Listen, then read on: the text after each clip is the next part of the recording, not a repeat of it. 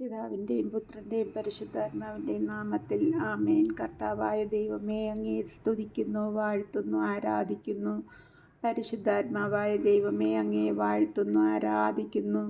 യേശുനാഥ, ഞങ്ങൾക്കായി ക്രൂശിൽ തറയ്ക്കപ്പെട്ട എൻ്റെ കർത്താവേ, അങ്ങയെ ഞാൻ സ്തുതിക്കുന്നു, ആരാധിക്കുന്നു, വാഴ്ത്തുന്നു. ഇന്ന് ഞങ്ങൾക്ക് ദിവ്യബലി അർപ്പിക്കുവാൻ തന്ന കൃപയ്ക്കായി സ്തോത്രം ചെയ്യുന്നു. പ്രഭാതം മുതൽ ഈ കരുണയുടെ സമയം വരെ ഞങ്ങളെ എല്ലാവരെയും അങ്ങയുടെ സ്നേഹത്തിൽ പൊതിഞ്ഞതിനായി സ്തോത്രം ചെയ്യുന്നു. ഞങ്ങൾക്ക് ആവശ്യമായതെല്ലാം തന്ന കൃപയെ ഓർക്കുന്നു. ഇനിയും ഈ ഭൂമിയിൽ ഞങ്ങൾക്ക് ആയുസ് തരുന്ന നിമിഷം എത്രയാണെന്ന് ഞാൻ അറിയുന്നില്ല. നടത്തുന്ന കാലം അത്രയും കർത്താവിൻ്റെ കരുണയാലും കൃപയാലും നടത്തിയിടണമേ. ഞങ്ങളുടെ വഴിയും സത്യവും ജീവനും അങ്ങാണല്ലോ. ആ വഴികളിലൂടെ നടത്തി സത്യത്തെ മുറുകെ പിടിച്ച് നിത്യജീവനിൽ ചേരുവാനുള്ള കൃപ അവിടുത്തെ മക്കളാകുന്ന ഞങ്ങൾക്ക് തന്നനുഗ്രഹിക്കണമേ. ഇന്ന് പ്രാർത്ഥിച്ച് വചനമെടുത്ത് കിട്ടിയ വചനഭാഗം വിശുദ്ധ യോഹന്നാൻ്റെ സുവിശേഷം 19-ാം അധ്യായത്തിൻ്റെ 31 മുതൽ 37 വരെയുള്ള വായിച്ചു. ഇത് വായിച്ചപ്പോൾ എൻ്റെ മനസ്സ് വല്ലാതെ ഭാരപ്പെടുകയായിരുന്നു. 34-ാം വാക്യം: എന്തെന്നാൽ പടയാളികളിൽ ഒരുവൻ അവൻ്റെ പാർശ്വത്തിൽ കുന്തം കൊണ്ട് കുത്തി. ഉടനെ അതിൽ നിന്ന് രക്തവും വെള്ളവും പുറപ്പെട്ടു. എന്നെ കേൾക്കുന്ന പ്രിയ സഹോദരങ്ങളെ, ഇന്ന് തിരുഹൃദയ തിരുനാൾ ആഘോഷിക്കുന്ന ദിവസം.